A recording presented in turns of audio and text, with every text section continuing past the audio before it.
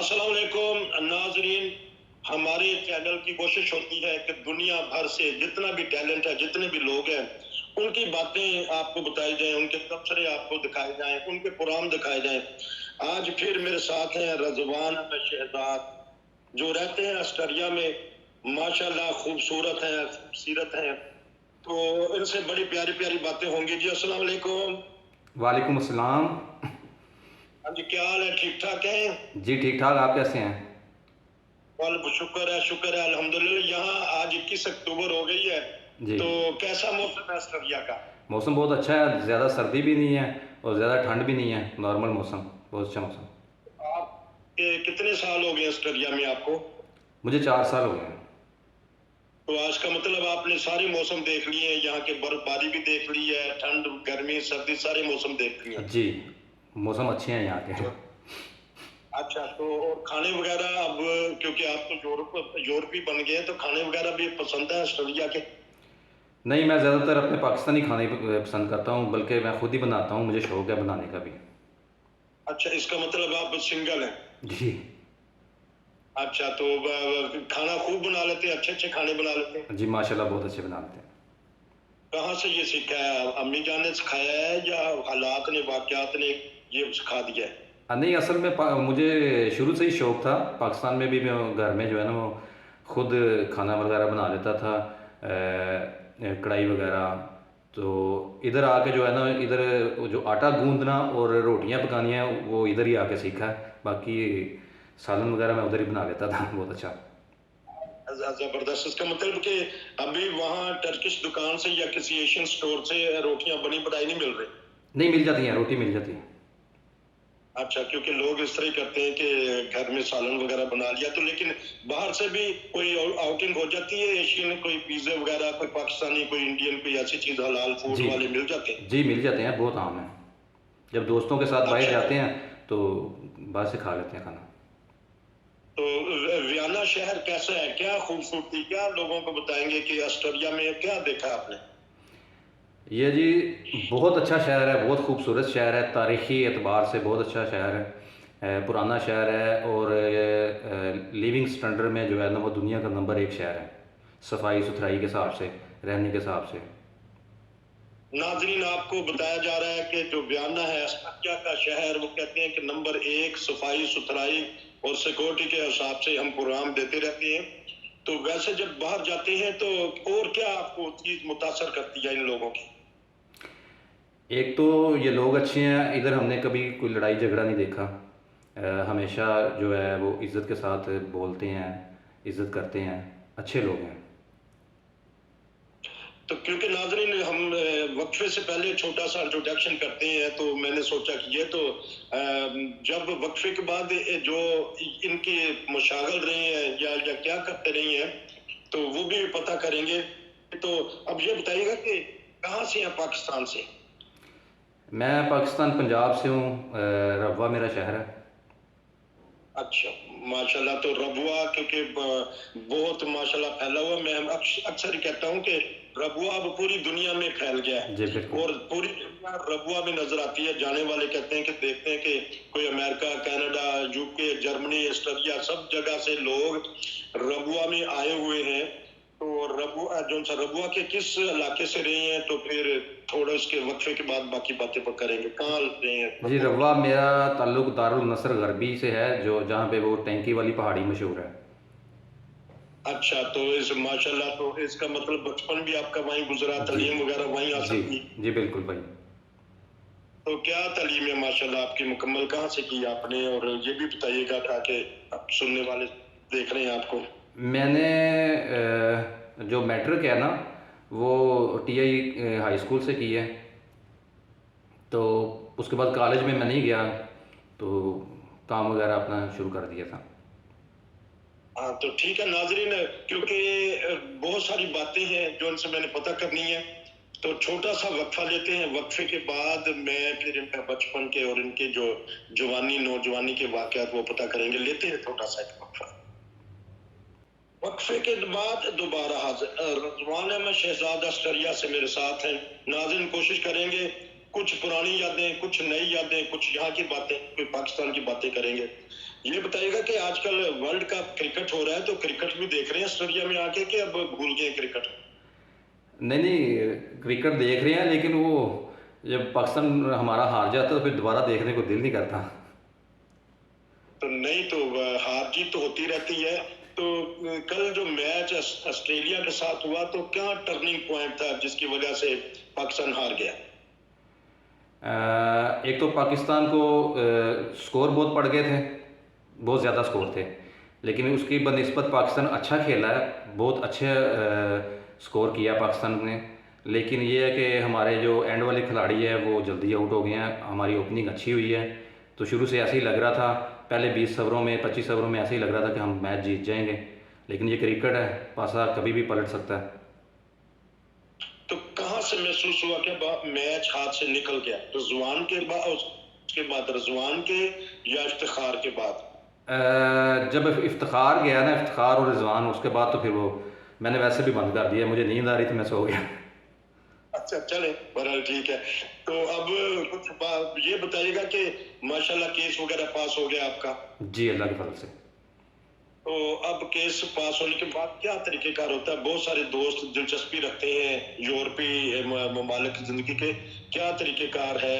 Case پاس ہو گیا، اب کیا کیا آپ کو سہولیات مل؟ مجھے سہولیات جو ایک ادھر آسٹرین کو ملتی ہیں وہ تقریباً ساری سہولیات جو ہے نا کیس پاس ہونے کے بعد مل جاتی ہیں۔ تو زبان کا کورس یہ دیتے ہیں، مجھے مل گیا ہے، زبان کا کورس مل گیا ہے، پھر میں بہت تعاون کرتے ہیں۔ اچھا بہت تعاون کرتے ہیں، اور کام کی اجازت دے دیتے ہیں کس جی کے بعد کہ خود؟ جی اچھا جی، تو کام کی اجازت ہو جاتی ہے، لیکن شروع میں یہ ہوتا ہے کہ یہ زبان کا کورس کرواتے ہیں، تو اس وقت کام کی اجازت نہیں ہوتی، تو جب زبان آ جاتی ہے تو پھر یہ کیونکہ زبان آ جائے اور اچھا کام مل جاتا ہے، ہر جگہ مل جاتا ہے، اس لیے زبان جس ملک میں بندہ آئے وہاں کی زبان سیکھنا ضروری ہے، اس کے بغیر بندہ کچھ بھی نہیں ہے انسان۔ یہ آپ کی ایک نصیحت ہے دنیا بھر کے جتنے بھی لوگ باہر ہیں کہ جس ملک میں بھی رہتے ہیں اس ملک کے ماحول کے مطابق زبان ضروری ہے۔ تو اس کا مطلب ہے کہ انہوں نے کتنی دیر میں کورس کروا دیا تھا؟ نہیں، میرا یہ نیکسٹ منتھ میں جو ہے نا وہ مجھے دیا ہے انہوں نے، تو یہ پہلے شروع سے ہوتا ہے آئنز، یہ تقریباً 4 مہینے کا ہے، یہ اس کے بعد پھر وہ اسی طرح بے آئنز ہوگا، پھر آگے پڑھنا چاہیں نہیں، پہلے آئنز ہے اور آسوائے ہوگا، پھر بے آئنز بے آسوائے، اس طرح جتنا آپ کی ہمت ہے آگے پڑھ سکتے ہیں، پڑھتے رہیں۔ اچھا یہ تو اس کے اوپر مطابق ہے، تو لیکن کام میں آسانی سے کام مل جاتا ہے یا کچھ جدوجہد کرنی پڑتی ہے آسٹریلیا میں؟ کام ویسے آسانی سے مل جاتا ہے، لیکن تھوڑی بہت ہی اچھے کام کے لیے جو ہے نا جدوجہد تو کرنی پڑتی ہے۔ تو آپ انہوں نے کیا آپ کے لیے چوائس کیا؟ کیونکہ یہاں تو ہر کام ہی سب سے بہتر ہوتا ہے، تو کیا چوائس کیا آپ نے یا انہوں نے کیا کیا آپ کو پھر کام؟ ابھی تک تو میں نے جو ان کو بتایا اپنا پروفیشنل کام جو میں پاکستان میں کرتا تھا، میں ایز اے پروفیشنل ایک فوٹوگرافر اور ویڈیو میکر کا کام تھا میرا، تو زیادہ تر شادی وغیرہ کے ہم کام کرتے تھے، تو جو ہے نا یہ میں نے ان کو لکھوایا ہے، تو انشاءاللہ میں زبان کا کورس کر کے تو پھر ان کی وہ جیسے ڈپلومہ کہتے ہیں ادھر پروفنگ کہتے ہیں، وہ میں کر کے تو میرا پروگرام ہے کہ میں انشاءاللہ کسی اچھی چینل میں ایز اے کیمرہ مین جو ہے نا وہ جاب کر سکوں۔ یہ تو بہت خوشی کی بات ہوگی کہ یہاں ہمارے بھائی وہ ان کے میڈیا میں بھی آئے۔ اگلے وقفے میں میں آپ سے کچھ پتہ کروں گا ناظرین، کیونکہ اب پاکستان کی بہت اہم باتیں ہیں ان کے پاس، تو اگلے وقفے میں ہم اس کے اوپر بات کرتے ہیں، لیتے ہیں چھوٹا سا وقفہ۔ وقفے کے بعد دوبارہ حاضر رضوان شہزاد میرے ساتھ ہیں آسٹریلیا سے۔ کچھ ہم نے آسٹریلیا کی باتیں پوچھی، کچھ پاکستان کی، اب پھر دوبارہ پاکستان کی یادیں ہیں ایسی، اس کے اوپر بات کریں گے۔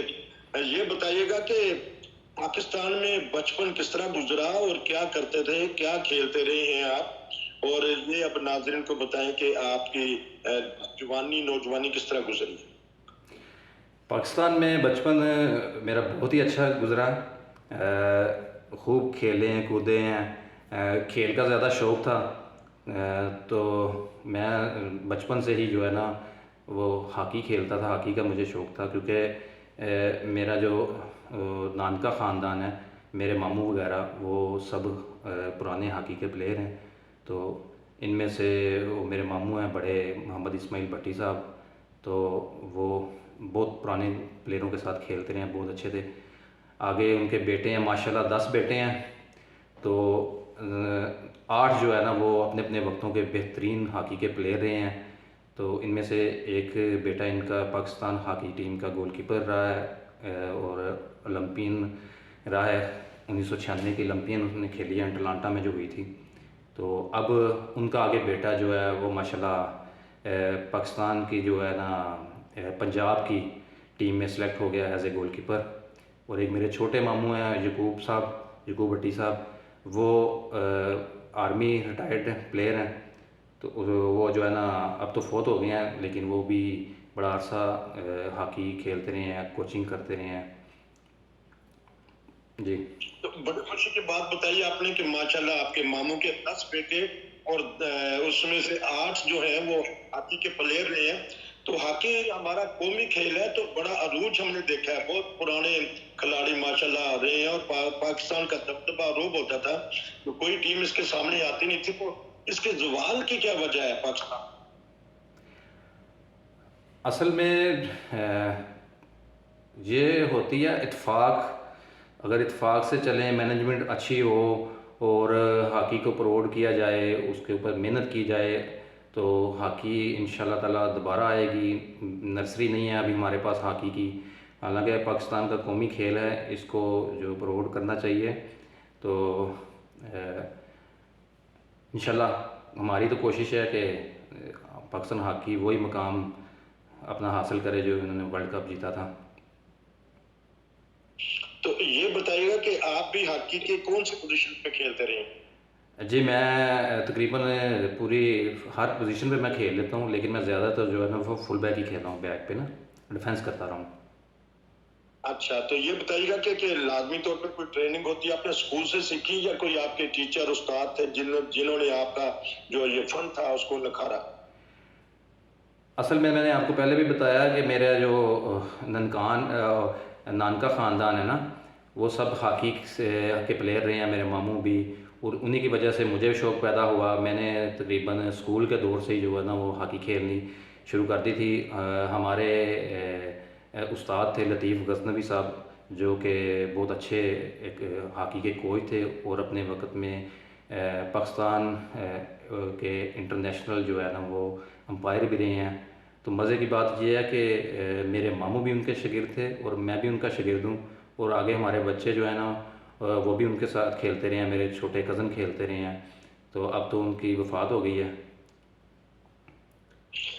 آج کا پروگرام ہم ناظرین کرتے ہیں لطیف غزنوی مرحوم کے نام, کیونکہ ان کے شاگرد پوری دنیا میں ہیں. تو جب ہم بچے تھے ہم نے ان کو بھی دیکھا, اور آپ بھی ان سے ماشاءاللہ اپنے تجربہ حاصل کیا. بہت زبردست شخصیت ہے, اور ان کے بارے میں کچھ بتائیے گا, کیونکہ اس وقت پوری دنیا میں ان کے شاگرد ہیں اور سن رہے ہیں. لطیف غزنوی مرحوم کی یادوں کے متعلق یہ پروگرام ہم اس کا نام رکھ لیتے ہیں. کیسا پایا آپ نے, کس طرح سکھاتے تھے؟ بحیثیت استاد بہت سخت طبیعت کے تھے, لیکن میں سوچتا ہوں کہ ایک سخت طبیعت کا انسان ہی جو ہے نا وہ اس کے اندر ایک اچھا انسان چھپا ہوتا ہے. تو خاص طور پہ عام نارمل روٹین میں بڑا پیار کرتے تھے, لیکن گراؤنڈ میں جو ہے وہ بہت سخت طبیعت کے تھے. اس کی وجہ ہے کہ وہ محنت کرتے تھے, اور جب کوئی ہم سے کوئی غلطی ہوتی ہے تو ان کو وہ غصے کا اظہار بھی کرتے تھے. تو اس لیے ایک اچھے استاد کی نشانی جو ہے نا وہ یہی ہوتی ہے کہ اپنے شاگرد سے جو سختی, دل کے اندر پیار, اور بظاہر گراؤنڈ میں سختی. تو اسی کی وجہ کی بدولت میرے کزن ہے خالد محمود بھٹی صاحب, جو Pakistan goal keeper hockey team کے گول کیپر رہے ہیں, اولمپئن بھی رہے, تو وہ بھی ان کے شاگرد تھے. دیکھیں ناظرین, کیونکہ آج کا جو پروگرام ہے یہ لطیف غزنوی مرحوم کے ذکر میں چلے گا, اور اگر آپ بھی ان کے شاگرد رہے ہیں, جہاں جہاں یہ ہماری آواز جا رہی ہے, تو اگر کوئی ان کا ذکر خیر کرنا چاہتے ہیں, جس طرح ابھی ہمارے رضوان شہزاد صاحب نے بتایا کہ सख्त थे और सख्त होना चाहिए और दिल के नरम भी थे, उन प्यार और मोहब्बत से समझाते थे। तो हमारे पास 1-2 मिनट और हैं, तो कुछ और यादें जहाँ जिस बस्ती से आप आए हैं, रहे हैं, कोई बात करना चाहते हैं, कोई पैगाम देना चाहते हैं, तो ये 2 मिनट में बता दीजिएगा। जी, असल में हमारे पास वो ग्राउंडें कम थी, जिसकी वजह से एक ही ग्राउंड, शायद आपको भी पता हो गए, एक वो टीआई हाई स्कूल में ग्राउंड हुआ करती थी। तो वहाँ पे ही हम सारे इकट्ठे होते थे शाम को। तो हम स्कूल से हमें तकरीबन 3 बजे छुट्टी होती थी सर्दियों के दिनों में। तो हम घर जाने में तकरीबन घंटा लग जाता था, थोड़ा बहुत खा के, और 4 बजे हमने दोबारा 4 साढ़े 4 ग्राउंड में आना होता था। इतना शौक़ होता था कि हॉकी खेलनी है बस।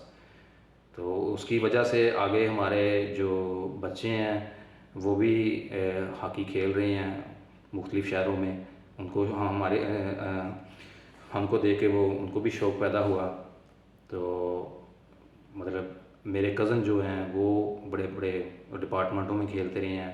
भी बहुत सारे इंटरनेशनल जो पाकिस्तान के प्लेयर हैं उनके साथ भी खेला हूँ। तो जबरदस्त, आपने अभी खाने पीने के जिक्र किया, तो क्योंकि हमने देखा कि इनकी खुराक जबरदस्त थी, तो वो क्या खाते थे और क्या खिलाते थे आपके उस्ताद? क्योंकि वहाँ बाऊ के समोसे बड़े मशहूर थे किसी जमाने में, ईवानी महमूद के नुक्कड़ पे वो किसी जमाने में लगाते थे, आज से 40-45 साल पहले। तो हो सकता है तो फिर उनका भी हम जिक्र कर लें कि क्या क्या खाते थे और क्या वो जो ये समझे कि रबुआ के लोगों के नाम है ये पुराना।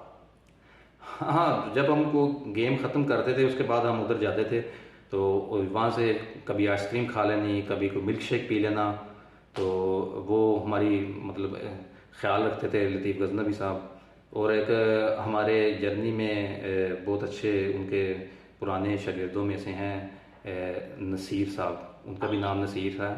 तो वो भी बड़े अच्छे हैं।